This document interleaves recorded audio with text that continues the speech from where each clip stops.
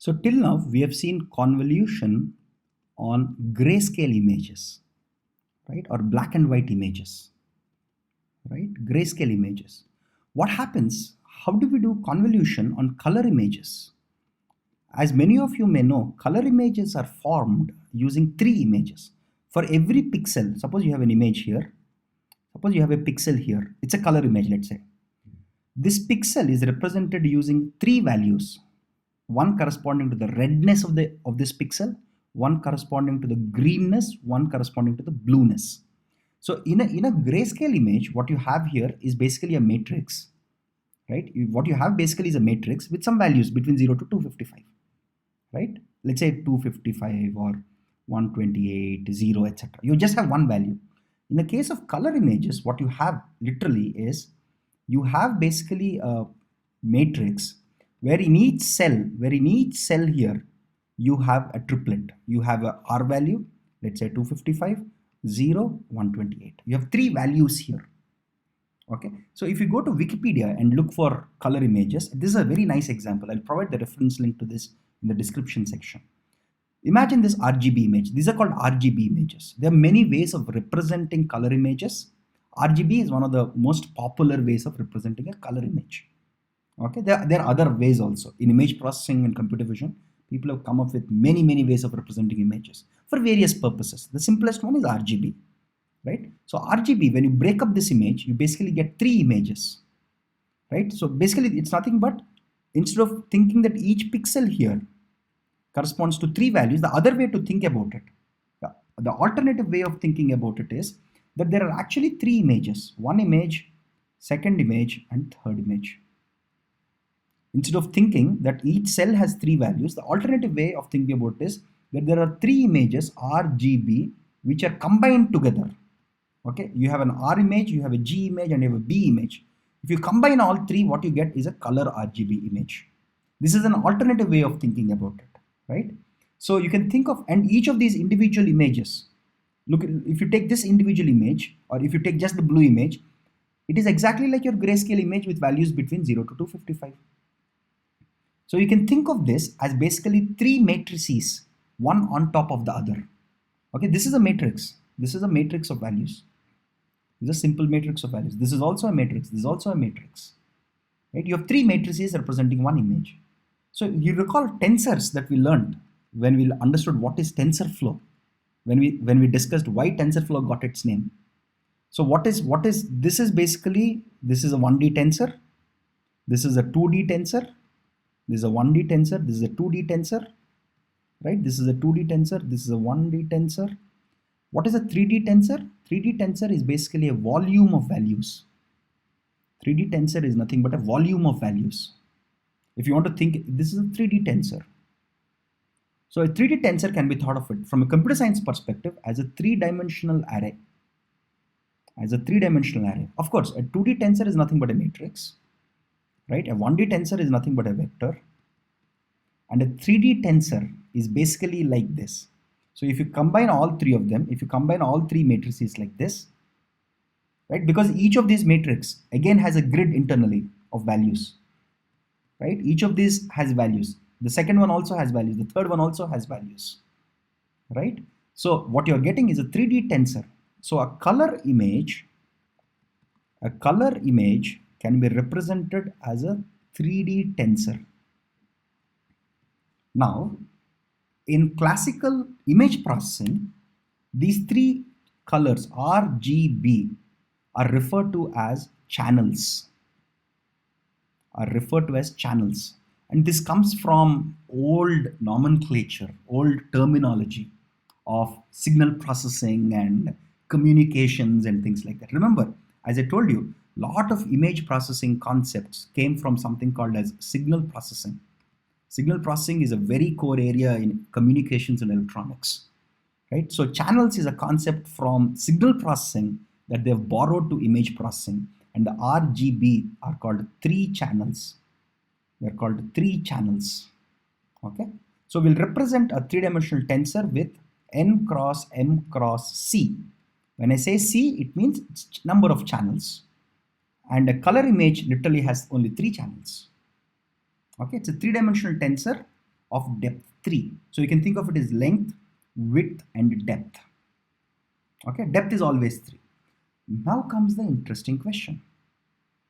Okay, we know how to do convolution. Remember, we learned how to do convolution on a 2D matrix. We learned how to do convolution on a 2D matrix, right? Which is nothing but element-wise or component-wise. Okay, let me write it that way. Instead of saying element-wise, I'll just write it as component-wise. I'll just write it as component-wise. Just write it as component-wise multiplication followed by addition. Right? That's what is your 2D matrix convolution. What about convolution on a 3D tensor?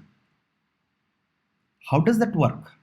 The same concept, just like dot product. It's again component-wise multiplication and addition, but the structure is slightly different. So let me draw the diagram for you. Imagine if I have a 3D tensor like this. 3D tensors are often represented as volumes because you have length, width, and depth or channels. Okay, so let's assume this is an image which is n cross C channels. Suppose there are 3 channels. In an RGB image, the C is equal to 3. In an RGB image, C equals to 3. Okay, suppose if I apply convolution, this is convolution operator, right? This is my convolution operator. What should my kernel look like? My kernel also becomes a 3x3 kernel, a 3-dimensional tensor. So suppose initially, look at this. When we saw earlier cases, all of our convolution kernels, all of our kernels were matrices. Since we had a 2D matrix as input, we had a 2D kernel, right? If you have a 3D tensor, we have a 3D tensor here. Our kernel also becomes a 3D tensor. But the most important thing is, this is, let's say the kernel is of size k by k. The number of channels here, the number of channels, very, very important. The number of channels here should be same as here. Otherwise it becomes complex. When you do this operation, what do you get eventually? You'll get the same formula like the way we have done before. You get n minus k plus 1 multiplied by n minus k plus 1 multiplied by a C channel, one channel output, sorry, not C channel output. You get a one channel output. Because look at it. Earlier we were moving a matrix on top of main matrix, right? Look at this. We were moving our kernel matrix on top of our input matrix. Now, instead of matrices, think of them as volumes. Think of them as cubes and cuboids. Okay? We have a cuboid here. We move our cuboid here on this cuboid. Okay? So you move our cube. First, you place the cuboid in this region. You take this cuboid, you place it here. You do element-wise or component-wise multiplication plus addition. You'll get an output, right? You'll get an n minus k. So your first output here is generated by placing your 3-dimensional kernel or a 3-dimensional tensor kernel, okay, exactly on top of it. For it to exactly work, this channel depth, this depth should exactly match this depth. But if these two things don't match, you can't exactly place it one on top of the other. So that's why this C and this C should be always same in convolution, at least as far as image processing and as far as deep learning is concerned.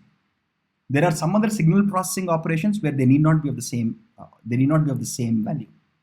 Okay? There are also mathematical concepts around it. But for our use case, right, this depth should be same as this depth, so that whenever I place this tensor or this volume or this cuboid on this cuboid, I get one value. Next, I move this cuboid again. Okay, so let's assume I take this cuboid now and I place this and I move this cuboid now. Okay. Again, I do component-wise multiplication and addition, I get this value now. So the final matrix, so even though I'm doing convolution of a 3-dimensional tensor and a 3-dimensional tensor, my output is a 2-dimensional matrix.